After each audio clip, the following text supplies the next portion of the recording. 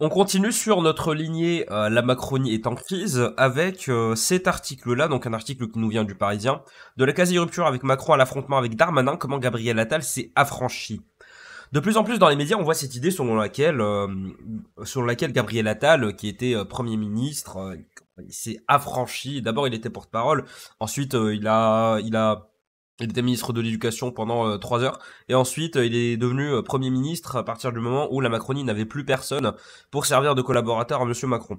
Donc, on a de plus en plus cette idée que Monsieur Gabriel Attal, qu'il se serait en fait affranchi de l'autorité macronienne. Hein, c'est presque oedipien, c'est presque freudien cette manière de voir les choses. Comme quoi, il aurait finalement tué le père, tué son père spirituel de manière symbolique. Enfin, je suis très gentil, j'aime pas du tout cette vision de voir les choses. En fait, pour vous le dire de manière beaucoup plus simple et moins imagée, on a cette idée que Gabriel Attal, en fait, il s'est complètement émancipé de Macron, il s'est émancipé de sa tutelle, selon quoi, voilà, il est en train d'essayer de se détacher de Macron. Je vais vous montrer par A plus B que c'est complètement faux. Et le support d'aujourd'hui va être cet article du Parisien.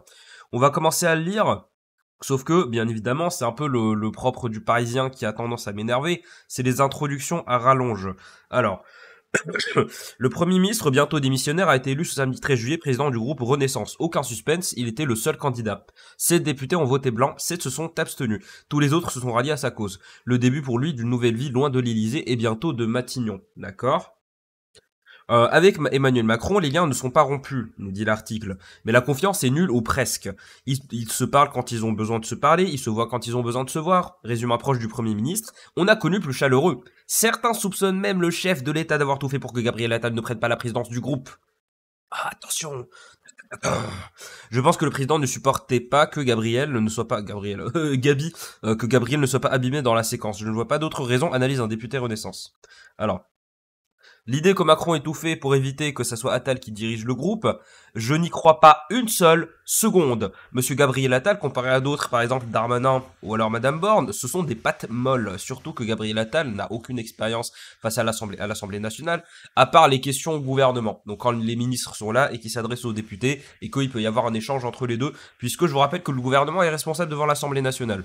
L'Assemblée nationale peut dissoudre le gouvernement. C'est automatique, c'est dans ses prérogatives. Contrairement au président de la République, qui n'est responsable, lui, devant personne dans l'exercice de ses fonctions. Alors, donc, Macron, il a tout intérêt à ce que ça soit Attal, vraiment, mais c'est cette rumeur, si cette rumeur est réelle, ça veut dire que je ne bite plus rien. Excusez mes facilités de langage. Donc, non, Macron, clairement, il voulait absolument que ce soit Attal. Parce que si ça avait été quelqu'un d'autre, il aurait mené la vie dure. Darmanin, voilà, Darmanin, c'est le gars, il a géré Tourcoing d'une main de fer. Apparemment, il y a des gens qui aiment bien comment il a géré Tourcoing. Je n'y habite pas. Les gens qui sont de Tourcoing, dites-moi si vous êtes d'accord. Euh, mais en tout cas, il a géré la France en tant que ministre de l'Intérieur. Il a géré de façon un petit peu, comment dire, il était pas très gentil. Donc c'était pas Gabriel Attal, au contraire, c'était une patte molle. C'est vraiment une bonne patte, on va dire. Donc Macron a tout intérêt à ce que ça soit Monsieur Attal qui soit président de ce groupe-là, comme ça il peut en faire ce qu'il veut en fait. Donc c'est franchement, il faut arrêter avec les suppositions qui ne sont basées sur rien, qui sont basées que sur des impressions, que sur des rumeurs. Et il s'en dit des rumeurs là-dedans. Alors, le président de la République, je poursuis la lecture. Le président de la République n'a pas apprécié de voir Gabriel Attal s'arroger la primeur de la stratégie du Front républicain, alors qu'il juge en avoir été l'instigateur. Gabi, c'est un peu monsieur, moi je, tranche un interlocuteur régulier du chef de l'État. Dès le début, Emmanuel Macron a insisté sur la nécessité de replacer notre action dans le temps long, mais avec Gabriel, il a parfois le sentiment que lorsqu'il parle, c'est comme s'il y avait un avant et un après Gabriel Attal. Je n'ai pas, avant de poursuivre, je dois préciser que je n'ai pas altéré cet article. Cet article, c'est tel que je l'ai tiré du Parisien. Je prends la proposition d'avant. C'est comme s'il y avait un avant et un après Gabriel Attal, comme s'il y avait un avant et un après Jésus-Christ. Je vous jure que j'ai pas touché à l'article. C'est pas moi qui ai rajouté ça. Gabriel Attal, c'est Jésus-Christ, vraiment. Et c'est là où on en vient au problème principal de cet article. C'est que le Parisien, en plus d'avoir un nom qui est particulièrement douteux, parce qu'aujourd'hui, dans la France de 2024, je vois pas ce qu'il y a de ce qu'on aurait de fier à se déclarer parisien. C'est une petite tacle facile, je n'aime pas Paris du tout. Et même ceux qui détestent, il y a des gens qui détestent Paris encore plus que moi, ce sont les Parisiens eux-mêmes. Donc, je disais quoi? Oui. Le problème du Parisien, c'est que ils sont très largement macronistes. Hein. Le Parisien, c'est typiquement l'archétype du média de grand chemin, du média grand public qui fustige tout ce qui n'est pas ultra modéré, centriste, quitte à tomber dans le piège consistant à considérer Macron comme étant un modéré, comme étant centriste, comme étant quelqu'un qui joue dans la cour des grands alors qu'il est qui joue, on va dire, dans cette cour, qui essaie de rassembler les gens autour de lui. C'est une fausse image. Macron est un des présidents les plus autoritaires, si ce n'est le plus autoritaire qu'on ait eu depuis longtemps. Il n'a même pas la légitimité populaire, en fait. Les gens n'ont pas voté Macron. Ils ont voté pas Le Pen. Qu'on soit clair. Ils vont refaire la même chose. 2027, il n'y a même pas besoin de tergiverser sur les pronostics. Duel Gabriel Attal, Bardella. Succès, Gabriel Attal. Alors, donc le Parisien, je disais, voilà, faut vraiment être... même BFM TV n'aurait jamais osé la sortir, celle-ci. Comme s'il y avait un avant et un après Gabriel Attal, comme s'il y avait un avant et un après Jésus-Christ. Mais c'était déjà ce degré d'hérésie, déjà, j'ai envie de dire ça. Mais surtout, comme s'il y avait un avant et un après Jésus-Christ, comme si Gabriel Attal, en fait, c'est ça qui m'énerve avec cette idée. Comme quoi, Gabriel Attal, je vais vous montrer, je vais vous prouver par la suite en quoi c'est n'importe quoi, que cette idée relève du rocambolesque, du fantasme de journalistes centristes, de mentalité un peu européen. En fait, Gabriel Attal, c'est la nouvelle alliance, en fait. C'est la nouvelle alliance, c'est le passage entre l'Ancien Testament et le Nouveau Testament. C'est ça que vous essayez de nous dire. En fait, quand Macron, c'est révolu, c'est le monde avant. Celui qui va vraiment sauver de tous nos péchés, ça va être Gabriel Attal. Non mais vraiment, cette idée, c'est n'importe quoi. C'est complètement stupide.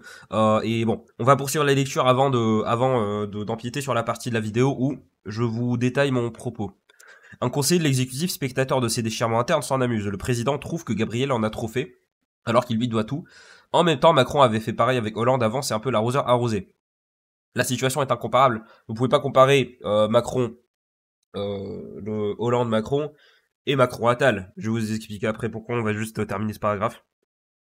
Gabriel aussi ressent de la rancœur à l'endroit d'Emmanuel Macron. Matignon était à l'honneur de sa vie, comme il l'a dit le 7 juillet au soir. Son maître en politique l'en a privé, il le vit comme une injustice. Il a été frappé et même peiné de la manière dont le président a procédé ces dernières semaines avec lui. Résume un député qui s'est rapproché ces derniers mois du chef du gouvernement, amer de ne pas avoir été consulté ni même prévenu, d'avoir été mis devant le fait accompli de la dissolution. Voilà. Gabriel Attal n'a pas été prévenu, CNews a été prévenu avant Gabriel Attal, ce qui est un fait qui est complètement juste, je n'invente rien. Gabriel Attal, ouais, le fait qu'il n'était pas au courant, il n'était pas prévenu, et il y a cette idée selon laquelle il se sent un peu lésé puisque Macron ne l'a pas averti, parce que dissolution de l'Assemblée nationale, ça veut dire nouvelles élections, ça veut dire nouveau gouvernement. Il en a pris acte à partir du moment où il a proposé sa démission, que Macron a refusé, mais qu'il pourrait accepter le 16.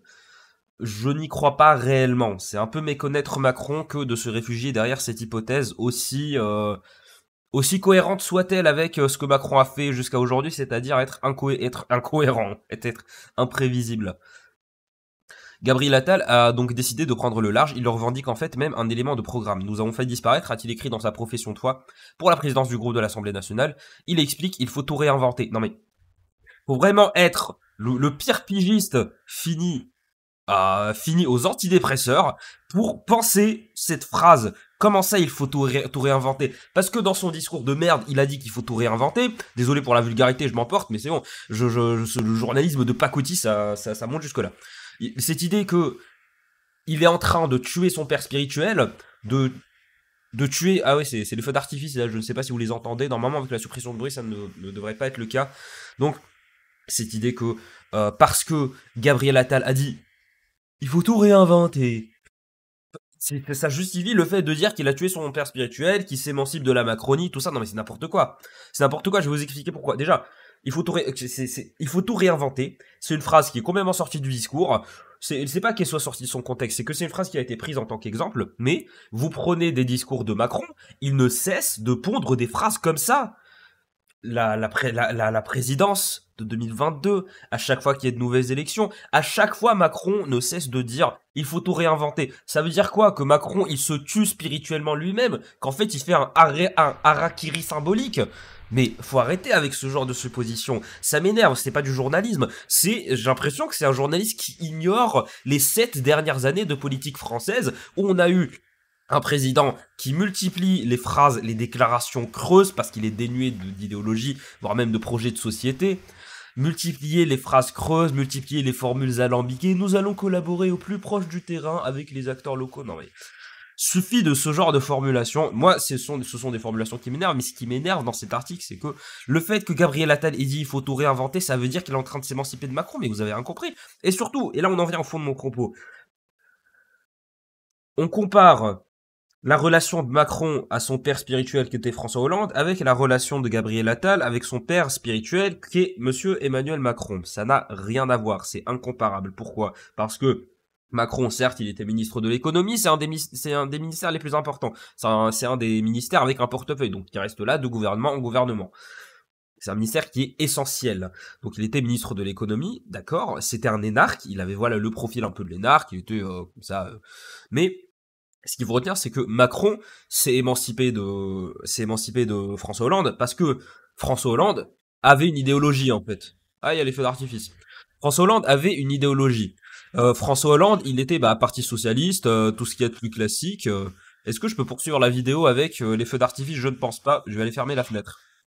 Les excuses pour cette interruption. Je disais donc, François Hollande, il avait je vais pas dire une idéologie, ce serait un peu exagéré, puisque bon, Hollande, Parti Socialiste, il a quand même fait des lois qui faisaient partie des plus néolibérales qu'on ait vues depuis très longtemps. Depuis je dirais quasiment depuis le retournement de veste de Mitterrand. Donc, ce que je vous disais, c'est que, dans tous les cas, les deux avaient des projets bien spécifiques. François Hollande, son projet, c'était tout simplement être un centre-gauchiste, voilà. Macron, son projet électoral, c'était de rassembler les modérés autour de lui. Et ça a très bien marché. Son projet électoral, c'était de dire fini le bipartisme, fini l'alternance droite-gauche, maintenant c'est le centre. Au final, il s'est avéré n'est pas du tout être un centriste, il s'est avéré être juste un gars autoritaire sans idéologie. Ça ne s'appelle pas, c'est pas parce que t'as rien que t'es au milieu. Non, le fait d'avoir rien, ça veut dire que t'as rien, ça ne veut pas dire que t'es au milieu. Euh, donc Macron, il avait quand même cette ambition, en fait. On peut dire ce qu'on veut du gars, c'était diablement intelligent. C'était un coup de maillet sur la politique française, sur la scène politique française, c'était un gros coup de maillet. En partant du principe que le maillet fait deux fois la taille de la scène politique en question. Donc voilà, c'était Macron avait quelque chose à proposer. Il avait quelque chose à proposer et ça a marché. Les gens non seulement ont voté pour lui, il y a beaucoup d'élus qui se sont ralliés à sa cause, des anciens PS, des anciens LR qui se sont ralliés à lui. Il s'est fait soutenir bizarrement par des gars comme Manuel Valls qui n'arrêtaient pas de lui faire des coups de coude pour le nommer ministre, ce que Macron n'allait jamais faire parce qu'il n'est pas aussi stupide que qu'on veut bien le penser. On a on a les gens qui ont voté pour lui aussi, parce que je pense que les gens à ce moment-là, ils en avaient marre un petit peu de ils avaient surtout peur enfin, il y a eu le matraquage médiatique sur la montée des populismes, comme quoi l'idée de donner la voix au peuple, non, ça c'est le fascisme, attention, c'est n'importe quoi, vraiment n'importe quoi. Donc il y a eu cet effet-là, il y a eu plein d'effets. On pourrait parler des heures de comment ça se fait que Macron ait réussi.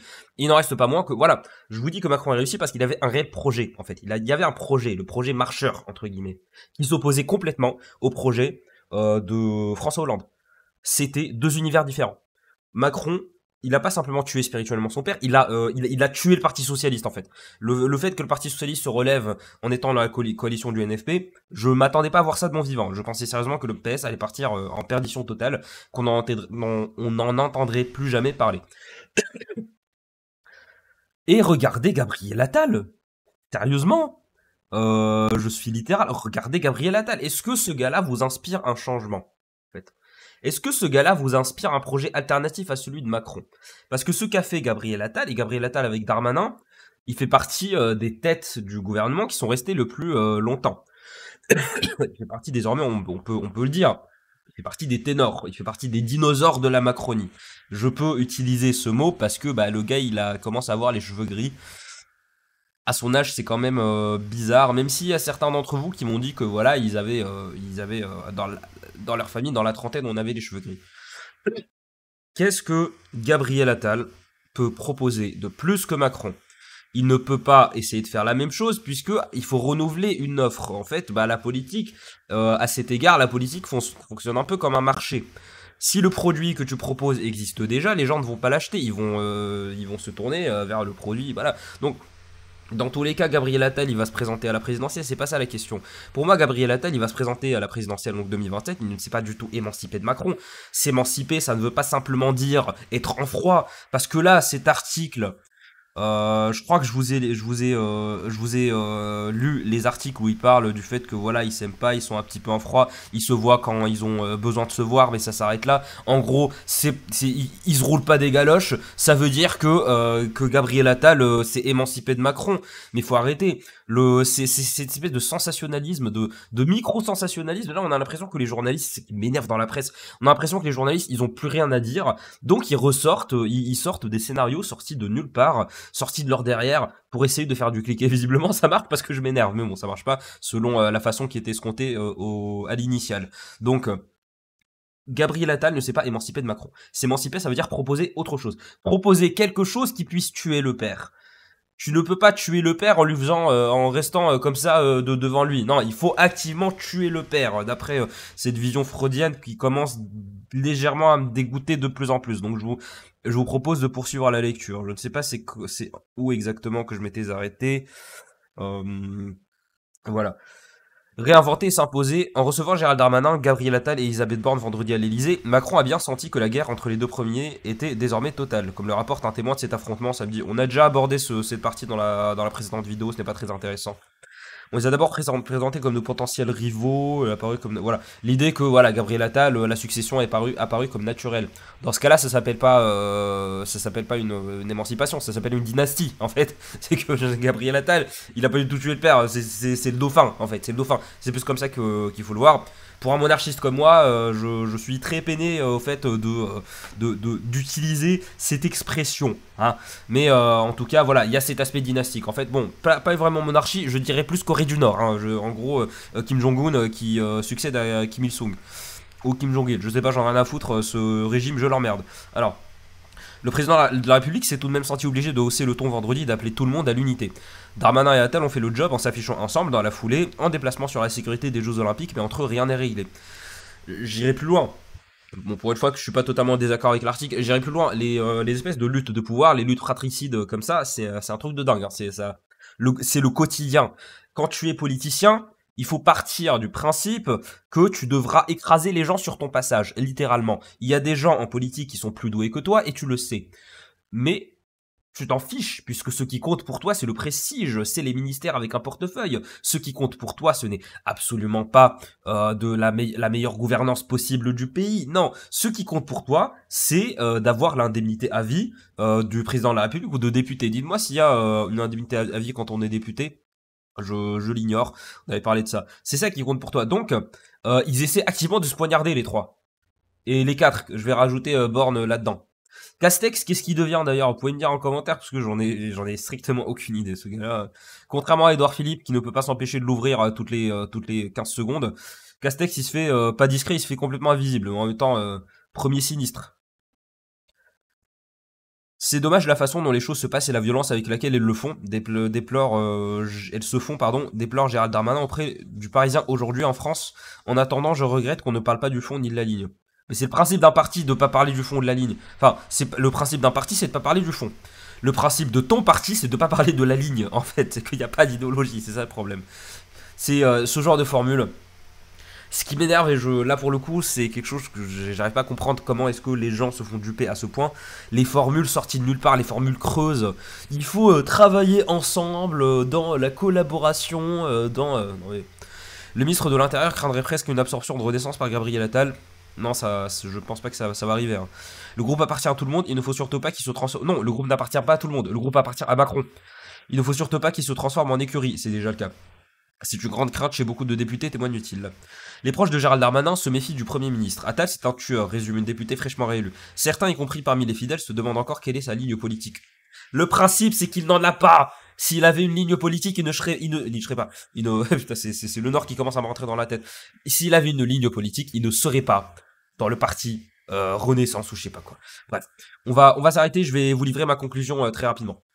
Parce que cette vidéo, j'ai pas envie que la vidéo parte vraiment trop loin. Les journalistes Le sensationnalisme qui laisse de côté, qui pousse les journalistes à laisser de côté leur déontologie, qui laisse les journalistes passer à côté de leur devoir de nous délivrer la vérité dans les médias qu'on consomme tous les jours. Eh bien, ça a donné ce genre de suppositions selon lesquelles Gabriel Attal, en fait, il a tué son père spirituel. En fait, c'est une vision très freudienne, très oedipienne de Attal qui serait en fait, qui serait en train de s'émanciper. Non, déjà Gabriel Attal, il a essayé de faire un pas de côté, Macron lui a dit non. Il a essayé de démissionner, Macron lui a dit non, tu restes. Donc voilà, est-ce qu'on peut parler d'émancipation? Non.